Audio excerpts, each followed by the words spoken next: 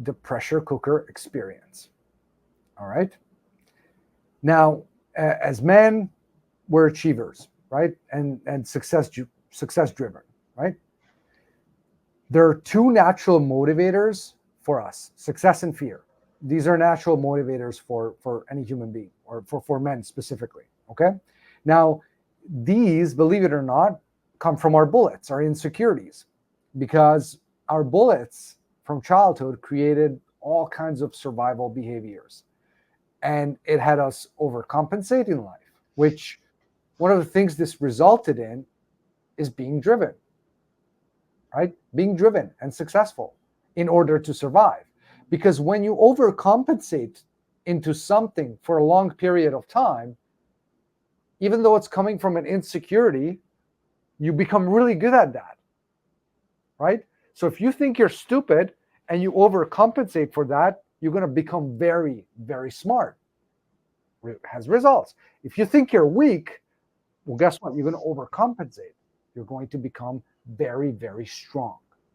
Okay? And so forth. Now, what this also did is it created a lot of suppressed emotion inside us as men, right?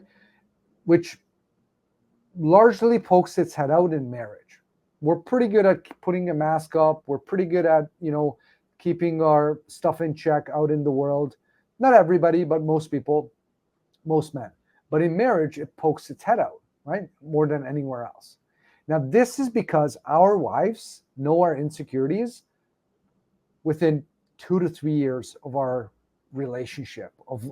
Let me be more specific. Within 2 to 3 years of living together, okay? And they will test us. They will test us for their need for safety and security, right? Emotional safety and security being the most dominant. And they will test us to help us grow and make us a better man, right?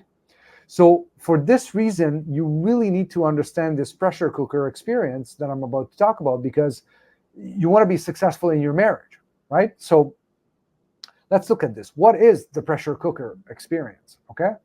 Well, let me talk about the pressure cooker analogy, which will drive it home. So I'm assuming you're familiar how a pressure cooker works, right? You put stuff in, and then you put it on the stove, you close the lid, turn up the heat, and it starts to get really hot inside, right? The pressure, every degree of temperature, the heat goes up inside, the pressure inside the cooker gets more and more intense, right? Now, when the pressure is strong enough, it will start to whistle. It will actually push up the little metal heavy thing at the top to make it whistle. Okay? That is no different than a man full of bullets, full of insecurities. And if you ever notice yourself snapping once in a while, you have everything under control. You think everything is good. And then out of nowhere, you lose it. You hit your kid. You hit your wife. You yell at your wife. You yell at the dinner table. Right? You run out in anger. You get angry out of nowhere. And you can't seem to control it. And after you let it out, you cool down a little bit. Just like the pressure cooker. Once it's whistled and it released some of that pressure, it cools down a little bit until the pressure builds up again and you got another whistle. That's you repeating the cycle, right? In your marriage. Cool down for a little bit because you let some pressure out, and then you lose it again at the next family dinner, at the next gathering, at the next conversation with your wife. So why does this happen? This happens because the degree of suppressed hurts, not only from childhood, but you not dealing with any of them leading into adulthood and the bullets that you got during adulthood. You haven't dealt with any. All that suppressed hurt is built up inside you. And so now, when the right thing happens, right? Because your wife tests you. And when she tests you, you will have new suppressed hurts if you get triggered. If your wife says something or does something that triggers you in any way, it doesn't matter that you haven't lost your shit. It doesn't matter that you haven't yelled or got off the table. You kept your cool together, but the mini trigger is there, which is you suppressing that. And every time you suppress these mini triggers, you're building up pressure inside you.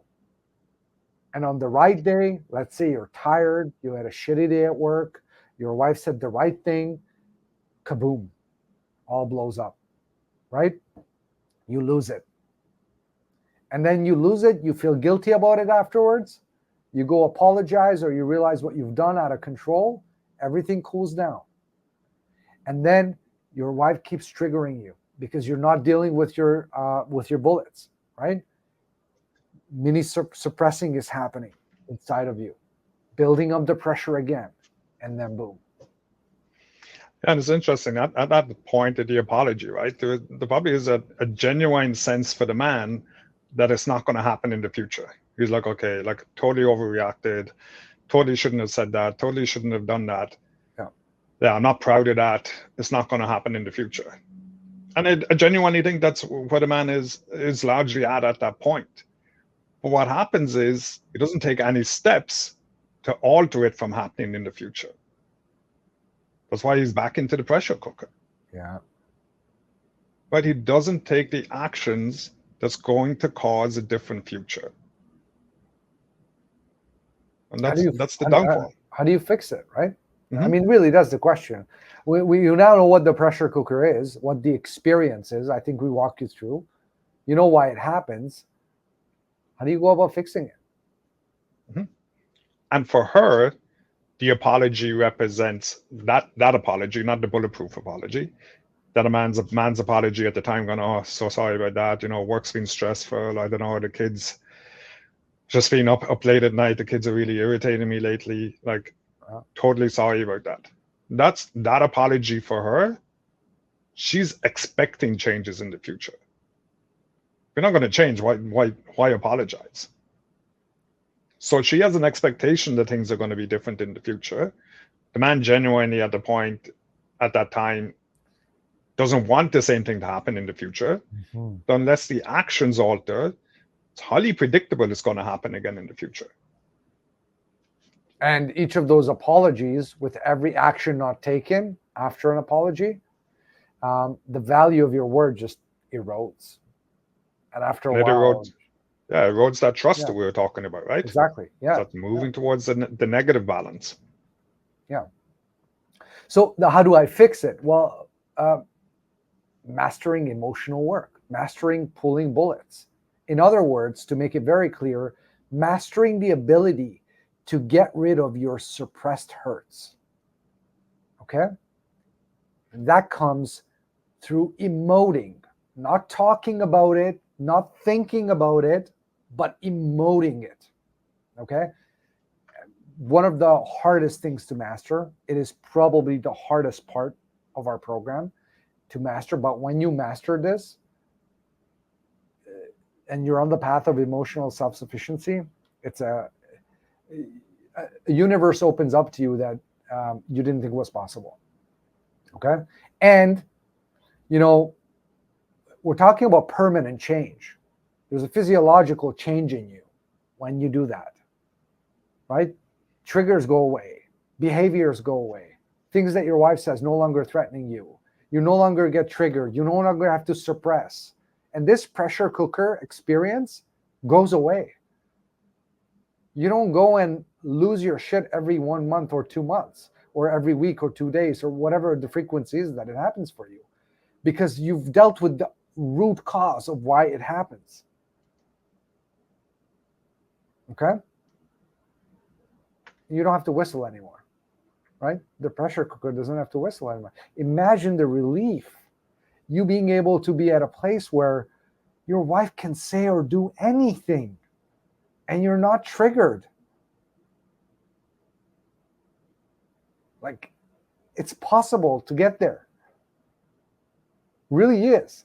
But even if you get triggered, you know how to handle it, and it's not a trigger to the magnitude where, like, you have a clean slate. You've dealt with your bullets. You're dealing with any bullets that come at you from life, right? So even if there's something that triggers you, something new that you haven't dealt with, it's not going on top of a bunch of other stuff. So the pressure cooker experience doesn't apply. You've gotten rid of all the underneath the layers, right? And now you know to deal with this new trigger, to get to the bottom of it, because you know what happens if you don't. It starts to build up. Very powerful stuff.